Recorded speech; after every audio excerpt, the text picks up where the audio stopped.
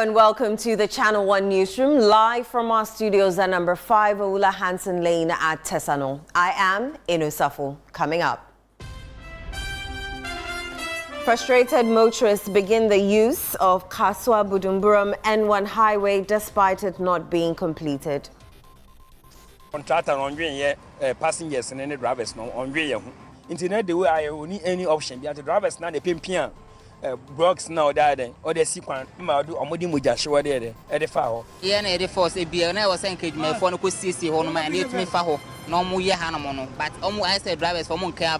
Also coming up, hundreds of structures pulled down by a Sokorimampo Municipal Assembly in the Ashanti region to pave way for construction of 24-hour economy model market at Abuabu. The community in its entirety has no single market apart from this. This is the only market we have. So in fact, when this market is built, it is going to bring in other people from other areas to come and do business with us. NPP flag bearer Dr. Mahamudu Bawumia says the party is ready to recapture political power in 2028. From this session onward, every word we speak must answer one question in the mind of the ordinary Ghanaian. Can I trust the NPP to run the country again? And later, Attorney General and Minister of Justice defends government's position on free speech, saying freedom of expression comes with responsibility. I think that a minority is exaggerating a lot with respect to the question of gagging of free speech. All right, there are limits. Channel 1 Business.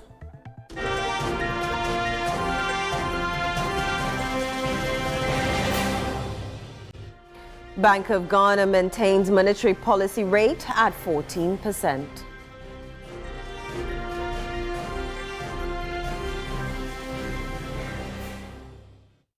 In Channel 1 Sports.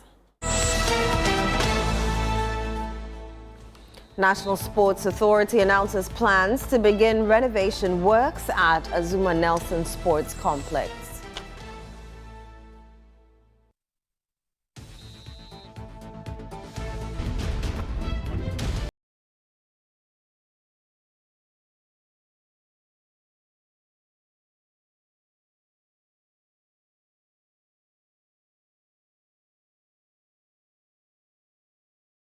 Settle for the details of our stories. Frustrated road users has forcefully begun using the Kaswa-Budumburam section of the N1 highway, which is currently undergoing redevelopment. The action follows severe traffic gridlocks experienced on Monday and Tuesday due to the complete deterioration of service lanes and alternative routes. Commuters continue to face extreme difficulties traveling through the area. Central Regional Correspondent Akwesiado has more.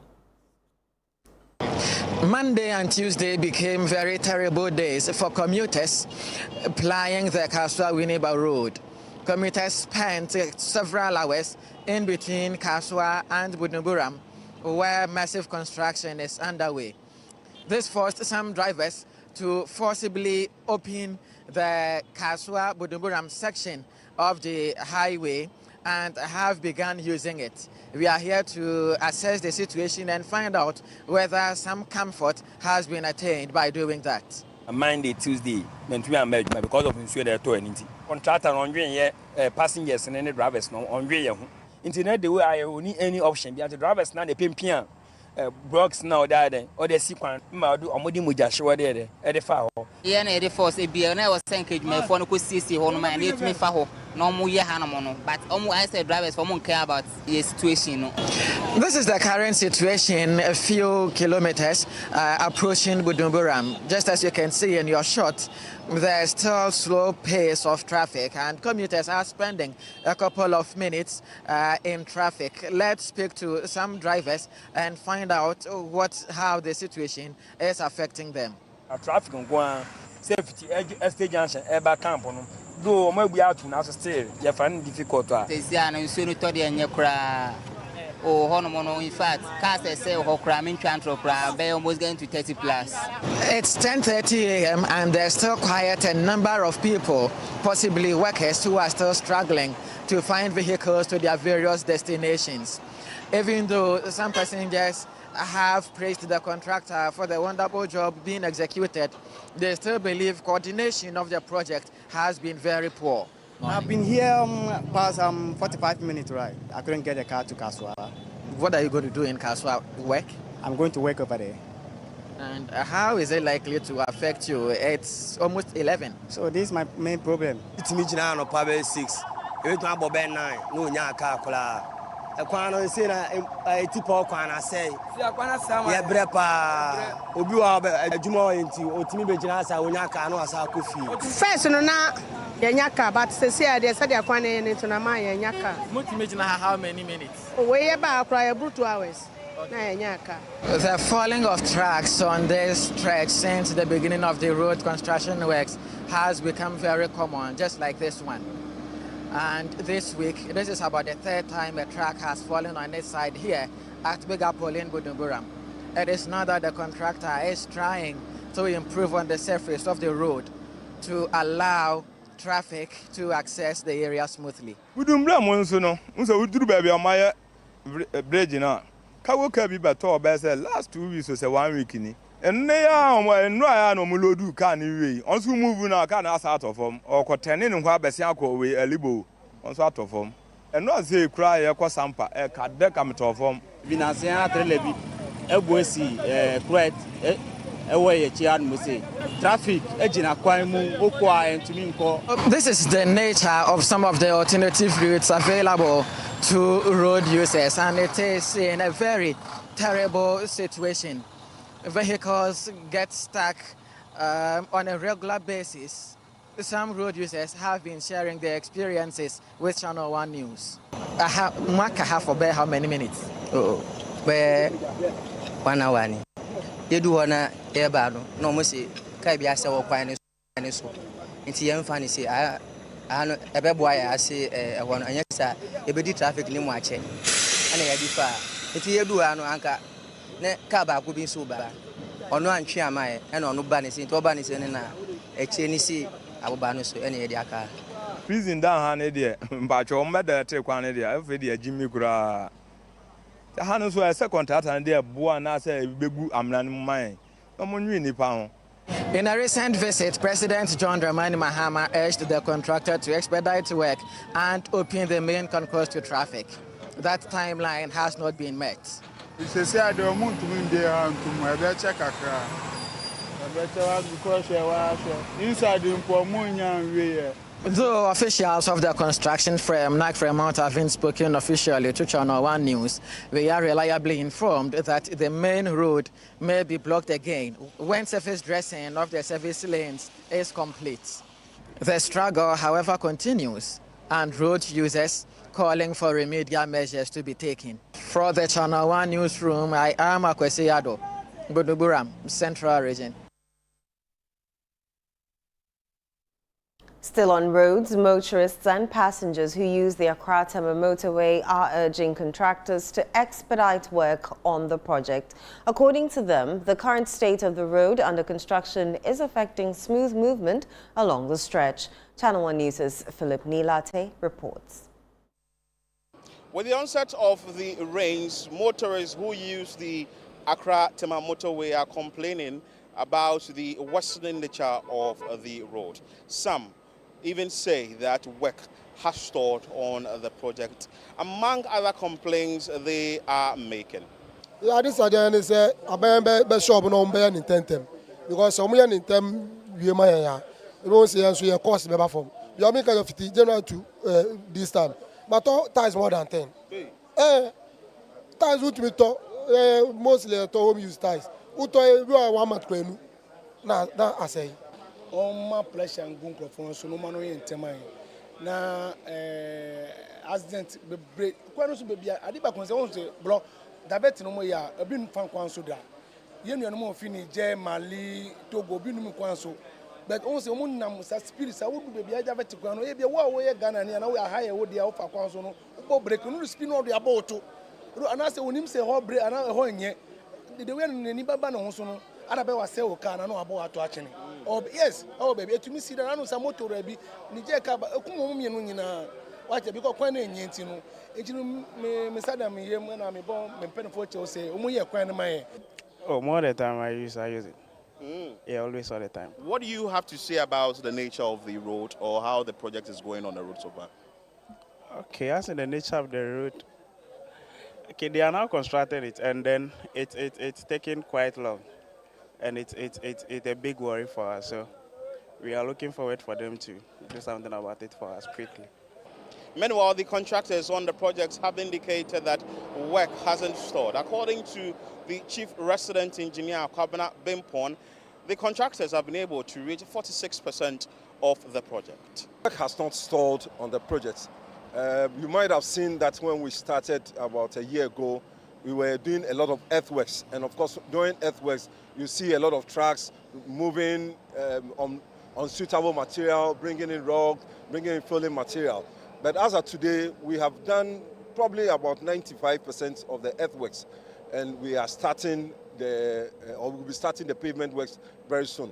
We've also been working on the concrete works, and again, we have about 20 culverts, box culverts, huge ones, and about 3 bridges. We have done quite a lot so far, and I believe as you go along the road, you'll find out that where we started on the urban highway and left the middle portion, which is the expressway, we've now joined the two. By the end of April, we had done about, we are in May. Yeah, May. By the end of April, we've done about 44%. So give and take, we should be around 46% now. Yeah. He added that the completion of the project is expected to happen in the year 2027. We are hoping that in 2027, I think sometime in August, like the Muslims will say, inshallah. Is it just that side or the entire road? No, the entire road. As motorists complain about the deplorable nature of the Accra-Tema motorway, calling for the contractors to complete the project on time, the contractors on the other side have also indicated that they've not stalled work and they are working around the clock to ensure that the road is completed.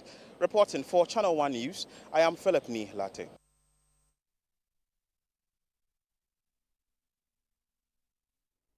The flag bearer of the New Patriotic Party, Dr. Mahamudu Bawumia, has urged the party's minority caucus in Parliament to begin positioning itself as a government in waiting ahead of the 2028 general elections.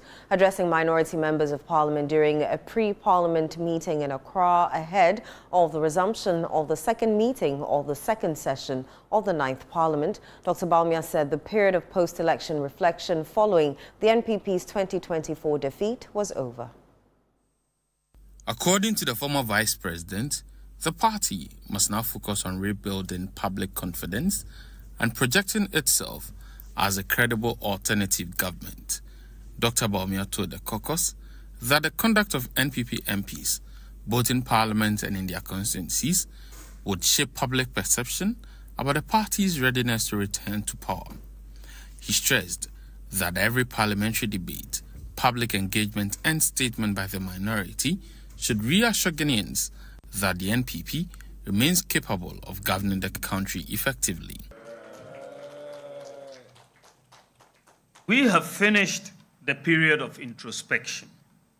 We must now position ourselves credibly as a party preparing to govern from 7th January 2029.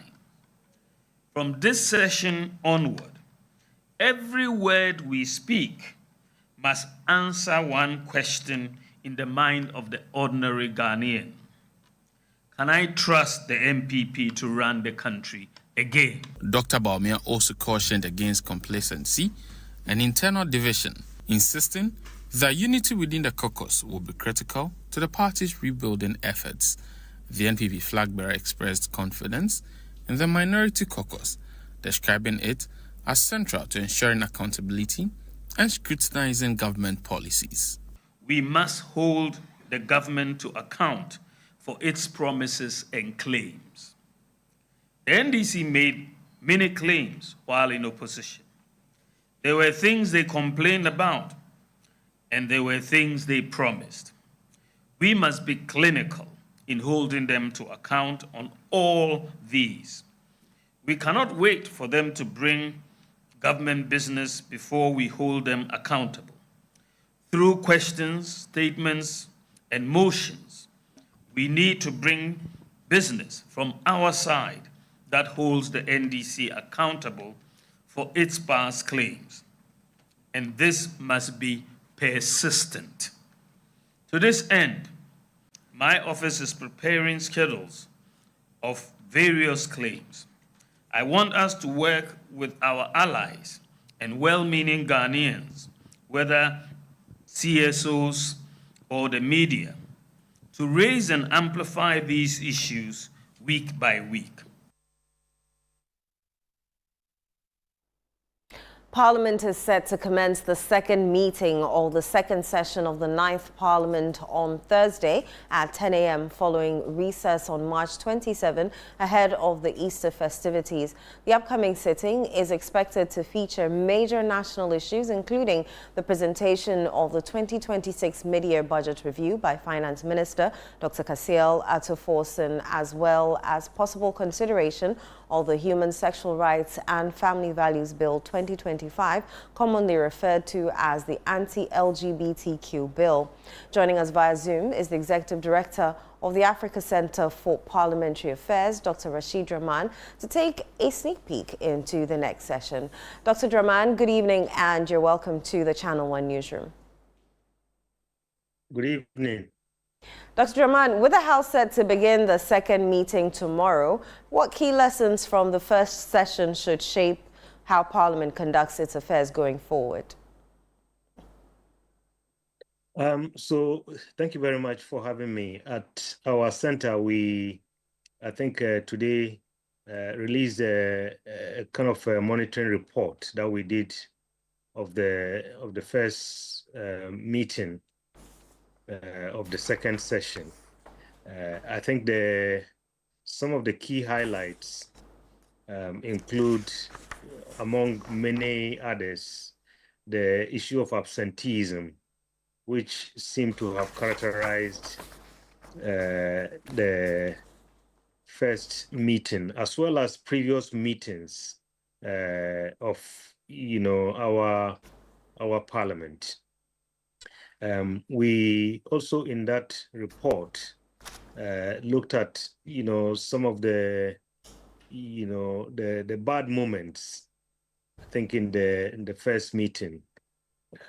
But most importantly, I think we also looked ahead in terms of what is coming and what we expect.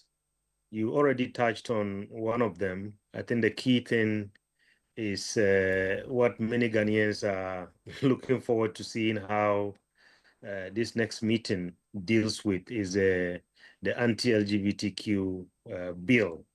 How it's going to travel through this meeting and eventually end up on the president's desk. Ghanaians are watching very closely to see whether we'll see a repeat or maybe some form of cease and desist that we saw when the bill traveled from Parliament to the Jubilee House during the last government. I think the other major thing that is on the minds of Ghanaians that we expect Parliament to deal with and to come out clearly, to tell Ghanaians what exactly is happening is the current detention of the honorable member in the Netherlands. I think this happened about a week ago. Yeah. And many Ghanaians are concerned about how, despite the warrant that is supposed to have caused his arrest, the warrant having been issued around the 22nd of last month, all institutions of our government and the state was bypassed and ignored for all kinds of reasons. I think, Parliament has a responsibility to seek some answers. There are a number of bills that are going to be laid before Parliament. Those are routine. I would just hope that members of parliament will do their best in terms of scrutinizing those bills, not rushing them, and making sure that at least they really are crafted in a way to address the concerns that they are supposed to address. Dr. Draman, but yes, go ahead.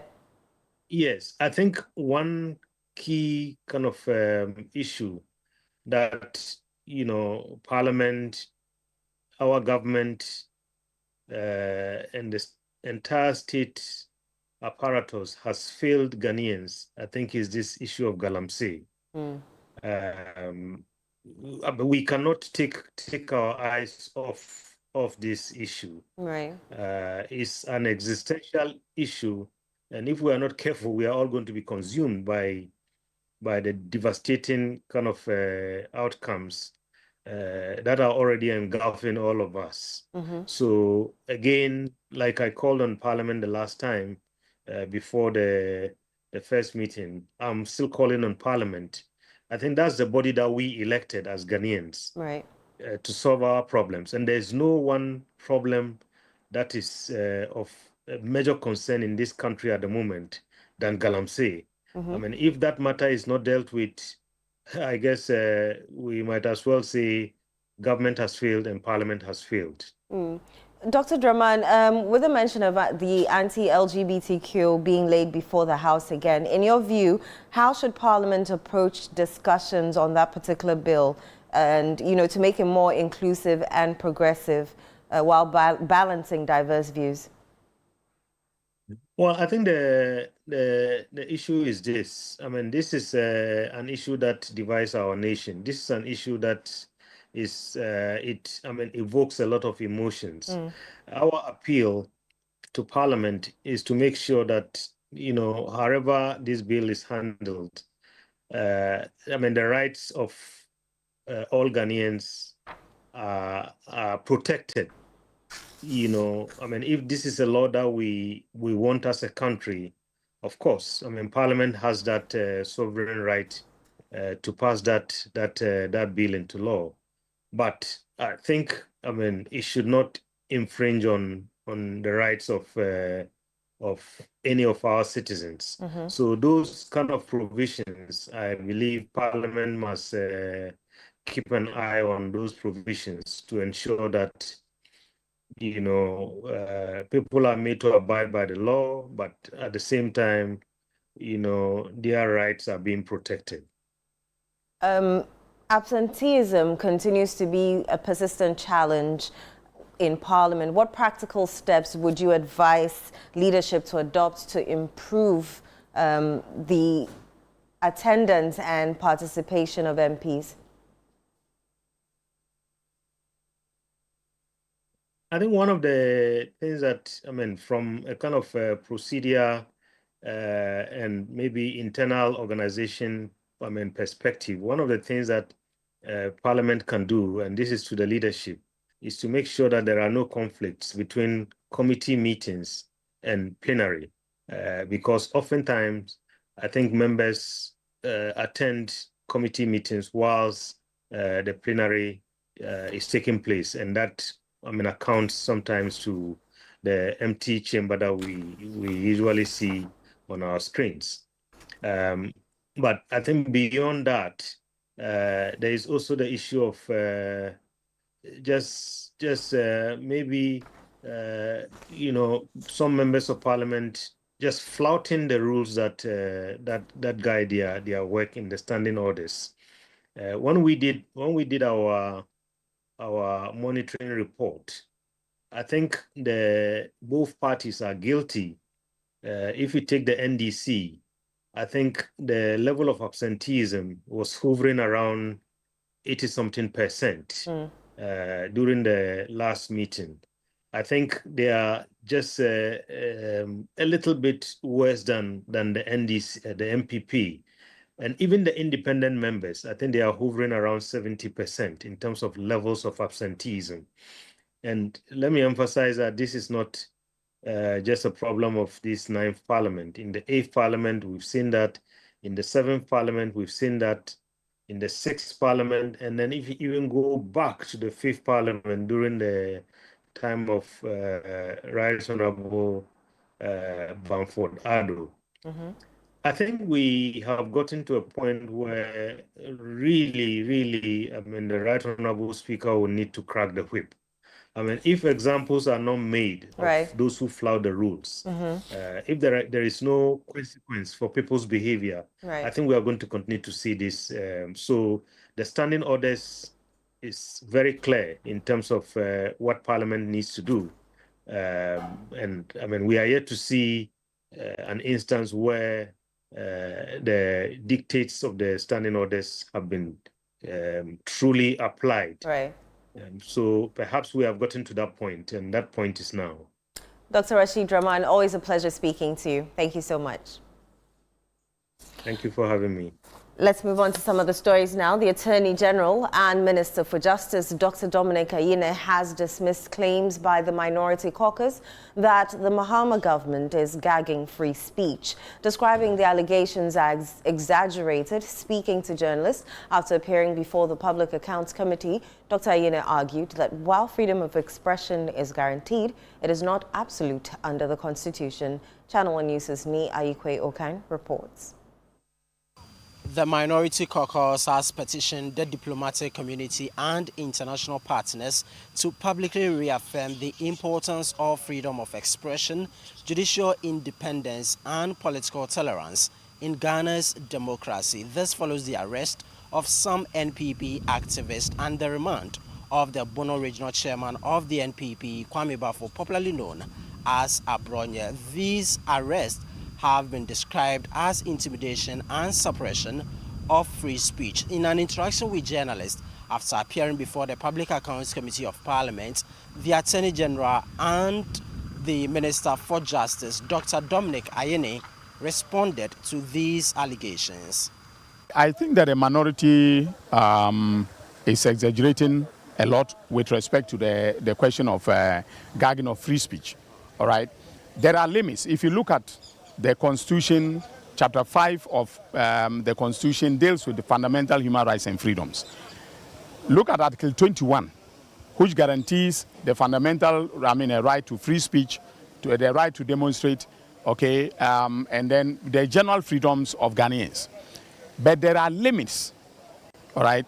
You can limit free speech if, for instance, it is something that, one that can undermine public order. All right, our public moral. Dr. Dominic Ayine stated that the assertion by the NPP that they would arm their youth and also make the country ungovernable should these alleged intimidation continue should be treated with contempt. As for the threat of arming themselves and making the country ungovernable, I think I will, treat it with the contempt it deserves. Okay. But as far as this government is concerned, I want to reiterate that we will respect the rights and freedoms of every Ghanaian. He also dismissed claims that the government's Operation Recover All Loot oral initiative has failed. When, statements like that are being made, that we are doing this because oral is failing. Oral is not failing, all right? Go back and check the records. I am the first Attorney General in the history of the Fourth Republic to have brought 5 corruption cases in 1 year. Go back and check the records. And what is happening in court now is rather putting pressure on them because they know that I have been so diligent in my investigations, I have been so diligent in the prosecutions that they are afraid that their people will go to jail for, the acts of corruption that they engage in. The Minister for Transport, Joseph Bukari Nikpe, also appeared before the Public Accounts Committee of Parliament and had an interaction with journalists after the session. He disclosed that funds have been released by the Finance Ministry for the payment of 6 months' salary arrears of railway workers. As we speak, the Minister for Finance has released money for us to do the last payment for the railway workers. However, you know it has to go through the controller and all processes have to be followed before the money released to the Ministry of Transport for payment. And all the rail workers are aware at the stage at which we are that the release is done by the Ministry of Finance and it is at the controller as we speak. In a moment controller finishes and is released to us, we are going to pay the rest of their... How many months? We will pay between 5 to 6 months, and that would have brought some kind of relief to us. Joseph Bukari-Nikpe also assured that the 100 new buses procured by the government will soon be deployed to tackle the transportation challenges, particularly during peak hours. I understand the Ghanaian people. I want to make an appeal that we are almost at the end of rolling those buses out because everyone will have to be given the number plate, every driver will have to be trained, and they are currently under training and will soon pass out either this week or early next week. And we are certain that when all is finished, those buses will be released into the system. They came in and they are going through the processes of registration and they are almost done. Very soon Ghanaians will see those buses being operational. Well, the Ministry of Transport says efforts are underway by the government to procure 2 new locomotive engines and 2 wagons to improve the railway sector. Reporting for Channel 1 News from Adan, I am Ni Ayukwe Okain. The High Court in Accra has adjourned hearing of a bail application filed by Bono Regional Chairman of the New Patriotic Party, Kwame Bafo, popularly known as Abronya DC, after the prosecution requested more time to respond to the application. The case has been adjourned to Thursday, May 21, 2026. There's more in the following report. At Wednesday's hearing, lawyers for Abronya, led by former Attorney General Godfred Yeboadame, opposed the prosecution's request for adjournment. According to the defense, the Republic had already been served with the bail application on May 14 and had sufficient time to file a response. Counsel argued that the matter before the court was a straightforward bail application and did not require consultations with investigators before the prosecution could proceed. Dame further stressed that the rights and liberties of the accused person were at stake, adding that concerns about Abronya's health had already been detailed in an affidavit filed before the court. The defense therefore urged the court to proceed with the hearing instead of granting the adjournment. However, the prosecution, led by Assistant State Attorney Grace Delali Tali, maintained that the Republic required a short adjournment to properly acquaint itself with the facts of the case and file an appropriate response. In its ruling, the court said it had to balance the interests of justice with the rights of the accused person. The judge subsequently granted the prosecution's request and directed the Republic to file its response by close of day. The matter has been adjourned to Thursday, May 21 for hearing of the bail application.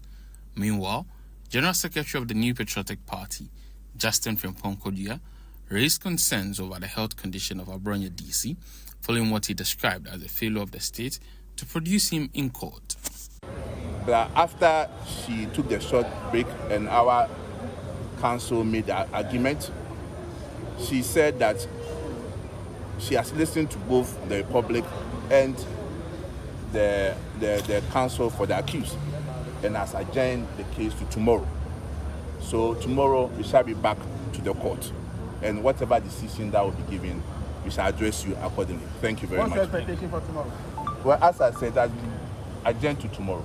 So let's wait and see how tomorrow goes. In what state is So unfortunately, they didn't bring Chairman Abronya to the court, and we are very worried as to his current health status because we didn't see him.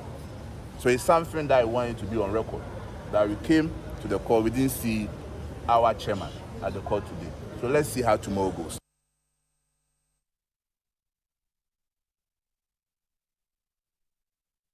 This is still the Channel 1 Newsroom on Channel 1 TV. Still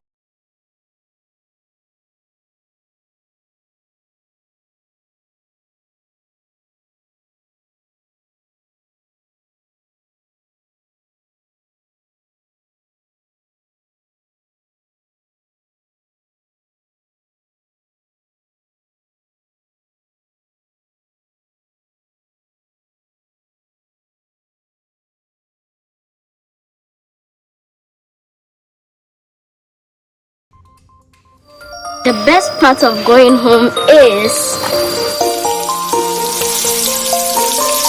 family. Sit up! Hey, mommy, my wife is cooking something delicious. Go here. Lizzie hot pepper sauce, spicy.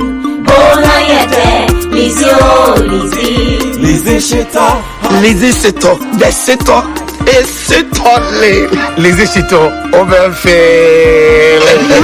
Lizzie Shito, please, can I take some to school tomorrow? Yes, my son, you can. Lizzie Shito, dear. Ebesu obiasu. Lizzie Shito hot pepper sauce is spicy and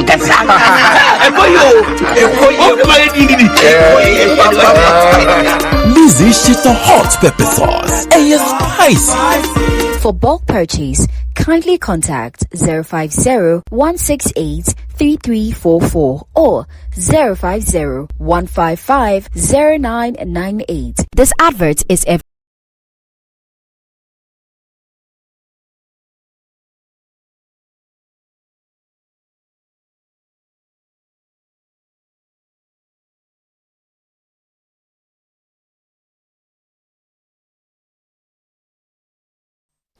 You're welcome back to the Channel 1 Newsroom here on Channel 1 TV. Up next is Channel 1 Business with Ni Latte Latte.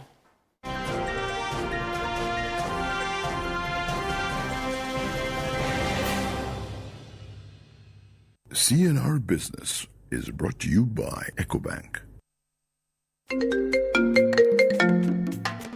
Hello, my name is Pamela from Customer Service. Please revalidate your account by texting your Ghana card number to 0500,000 247. Hey, Abili, wabedim. Madam, give me the numbers behind your ATM card. I'm calling from the head office. An email was delivered across to our customers this morning.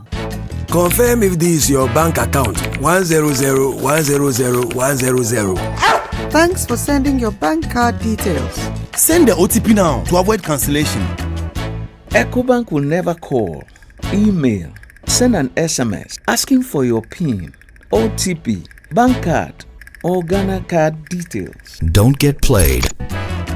EcoBank, the Pan-African Bank. Hello, please, I'm calling from Customer Experience Center. Ni Latte, how are you doing? I'm well, Eno. How about you? I'm very well, thank you. Watchers got what they wanted, didn't they? Yeah, we can say so because of the lingering inflationary pressures that we are seeing. You know that there was a slight uptick in inflation for the month of April from 3.2% to 3.4%. So today the Bank of Ghana held the policy rate steady to ensure that we deal with the inflation in the room. Yes, give us more details. Thank you very much, Eno. And the Bank of Ghana has maintained its monetary policy rate at 14%, citing rising external uncertainties and emerging inflationary pressures despite signs of continued improvement in the domestic economy. Well, the decision was announced at the conclusion of the Central Bank's 130th Monetary Policy Committee meeting held at the Bank Square on May 20, 2026. Here's more. The decision follows 2 consecutive rate cuts implemented by the central bank earlier this year. Announcing the new rate at the 130th Monetary Policy Committee press conference, Governor of the BOG, Dr. Johnson Isiama, said the committee believes the upside risks to inflation and the downside risks to economic growth are currently at comparable levels, supporting the decision to keep the policy rate unchanged. The quarterly adjustment mechanism for utility tariffs could exert upward pressure on non-food inflation in the coming months. But however, relative exchange rate stability, increasing reserve buffers, and continued fiscal discipline are expected to help moderate these upside risks. Based on the above considerations, the committee assessed risks in the outlook to inflation and growth as broadly balanced and decided to maintain the monetary policy rate at 14.0%. The committee will continue to monitor incoming data, in particular relating to potential spillover of the geopolitical tensions to the domestic economy, and take appropriate policy actions when necessary. The central bank also announced a revision to the dynamic cash reserve ratio, setting a uniform 20% requirement in domestic currency effective June 4, 2026. You'll remember just about a year ago, we took a similar policy measure where we separated the provisioning for the two types of deposit accounts. Down the road, a year after, the committee evaluated some of the incentives, some of the expected benefits for which those dynamic, structure of provisioning was put in place. We think that it's about time we reviewed that, considering the outcomes that we have observed. And in the wisdom of the committee, we think that this will go a long way to complement, our open market operations. Remember, our objective is to maintain an appropriate, policy stance, the so-called liquidity conditions. That's how we are able to impact on our transmission. And so, in the wisdom of the committee, this additional measure was taken. The decision to maintain the policy rate at 14% aligns with expectations from market observers and is likely to be welcomed by the business community. However, the Bank of Ghana has indicated that it would continue to monitor global economic developments and inflationary risk before considering any further adjustments to the rate. For Channel One Business, I am Netele Ajaho. And now millions of workers remain outside the country's retirement protection system, which is why players in the space are asking for deliberate effort to expand pension coverage, particularly in the informal sector. Ghana's current pension framework is still largely structured around formal employment. It leaves a significant portion of workers within the informal economy without long-term retirement security, despite their huge contribution to the economy. Industry stakeholders believe the trend can be reversed if flexible and accessible pension solutions are developed to meet the realities of informal workers. Chief Executive Officer of Access Pension Trust, Efriyo Oware, spoke at the 2026 Pension Strategy Conference. Currently, based on our assessment at Access, the cost of acquiring an informal sector client is 5 times the cost of acquiring a formal sector client, meaning that someone has to take up the cost. At the same time, it takes 8 years to break even from an informal sector client but for the formal sector, probably 4 years you break even, meaning that economically it is not profitable for players to go into the sector. So a number of things should happen. One, government should incentivize pension players through maybe an annual grant to address the informal sector.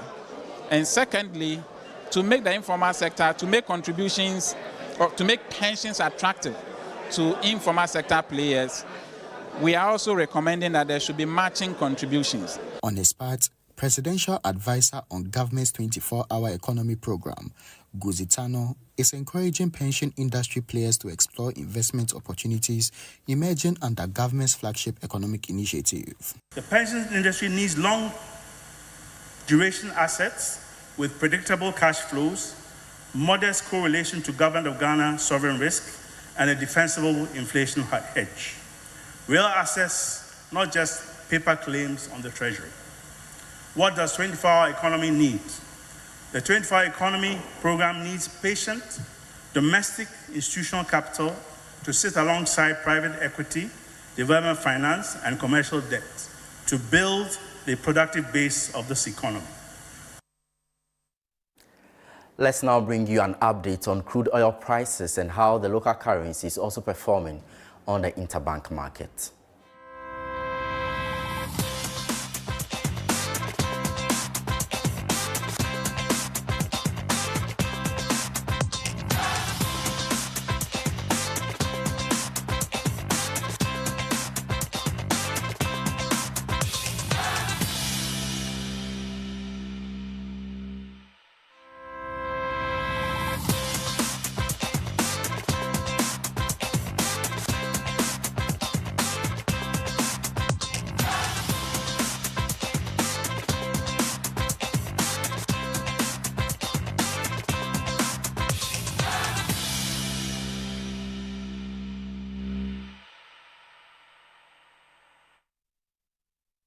And that's the very latest in the world of business. Many thanks indeed for watching. Enosafu, back to you. Thank you very much, Nee. Let's do some more stories.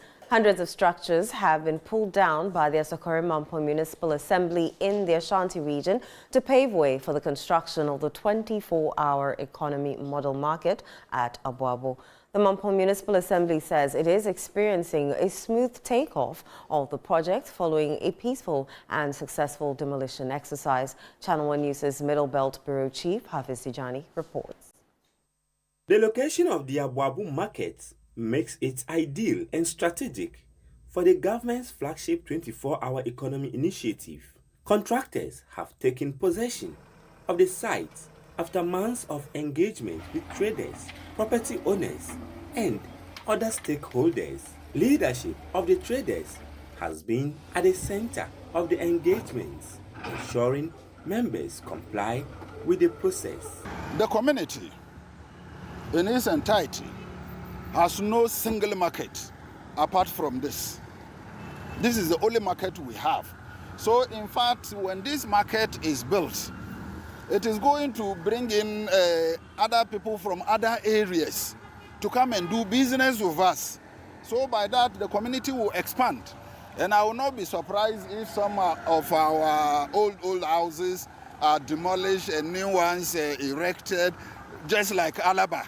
The chairman of the Abuabo Market Traders Association emphasized the need to support developmental projects that will benefit the community. The day of the demolition, it will surprise you once again to hear that, in fact, Zongo, the credit goes to all of us. For the very first time in history, a demolition taking place without a protest, without Yempinu, we were able, through communication, to organize our chiefs, our imams, to come and bless the site before the demolition. The Accra-Tema Municipal Assembly is continuing its stakeholder engagements and has assured former occupants of the market that they will be prioritized when the project is completed. We are building the market to serve the people, and there are a lot of measures that have been put in place to ensure that those who used to occupy the place will get back their store spaces and their shared spaces once the market is completed. Close by is the record, Abuabo Market Records. And so we have all the records. We have both the hard copy, we have the soft copies of all the store ownerships and the rest. And so once the project is completed, we will give them priority.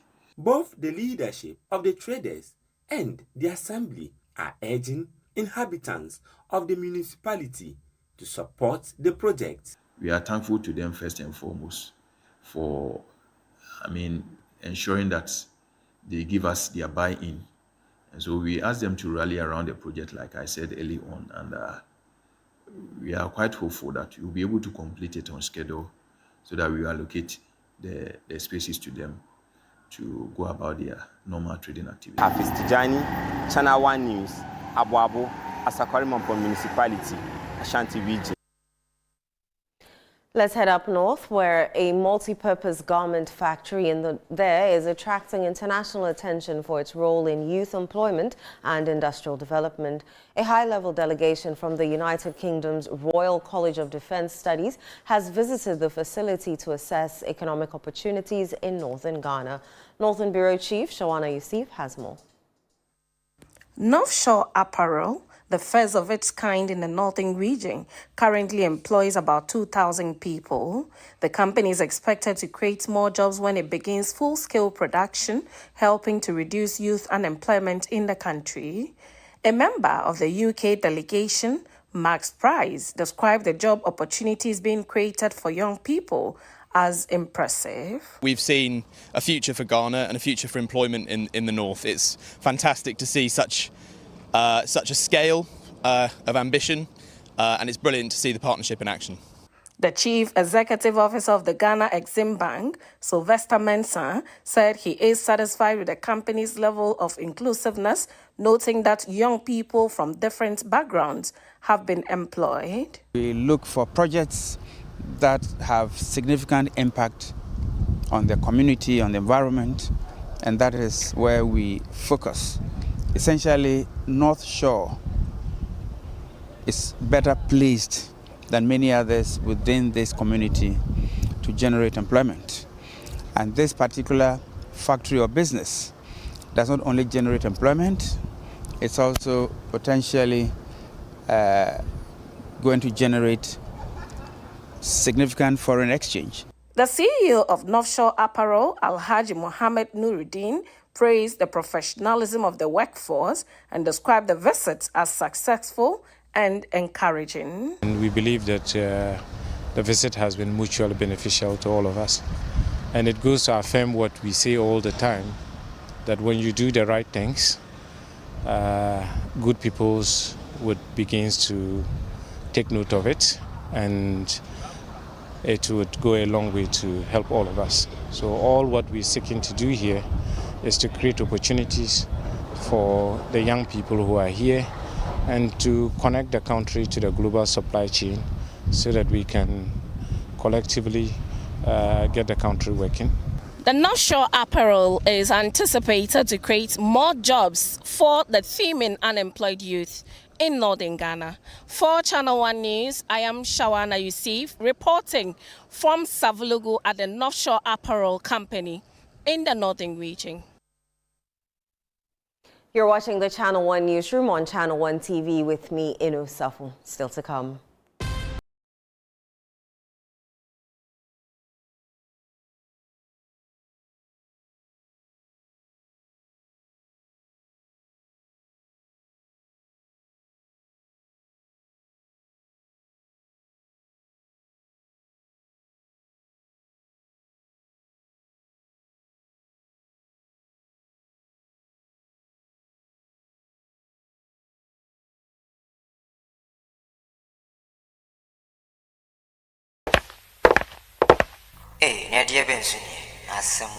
Me didn't tum Mr. Friend Calico, just call me cockroach. Now, Mr. Friend me once now. Hey, that's you. Improve car. Yeah. Captain Mosquito, double the action.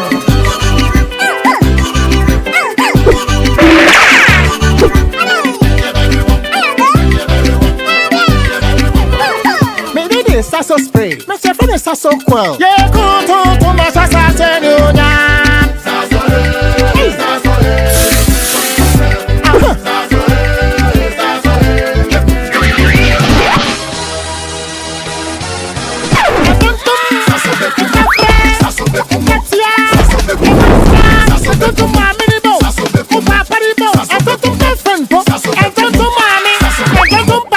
Sasso, come and tum preko.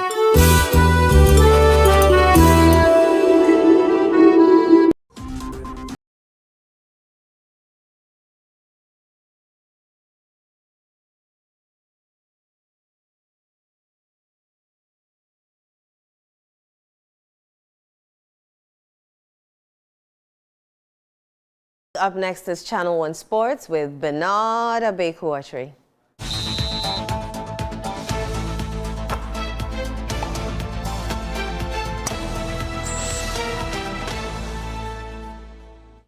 Abeku, you have some good news from the NSA? Yeah. I've got something nice from the NSA. Give us the details. Let's get into it, shall we now? The Director General of the National Sports Authority, Yampo for Ankara, says processes are ongoing to allow work to resume at the Azuma Nelson Sports Complex. The facility, which had been abandoned for some time and overrun with weeds, has now been cleared ahead of further construction works. Speaking to Channel 1 Sport, the NSA Director General explained that legal issues involving the contractor must first be resolved before construction can continue.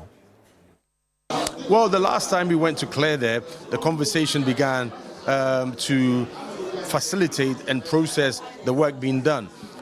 The contractor on site had abandoned it and there were legal issues. So we needed to get that contractor back, have a conversation, abrogate that contract before bringing in a new contractor.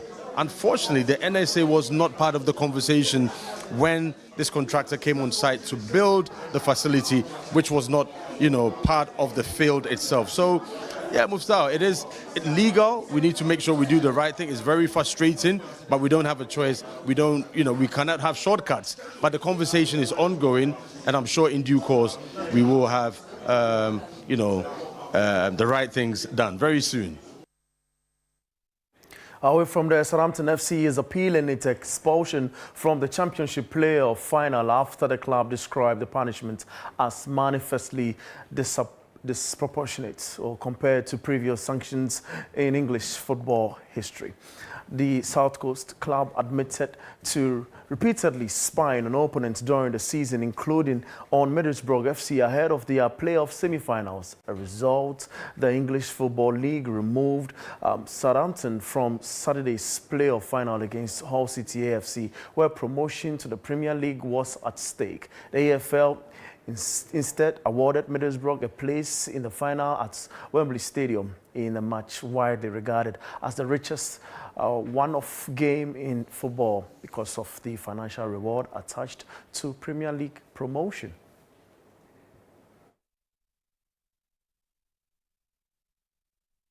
Well, that's the very latest from the world of sport, and I am Bernard Abeku.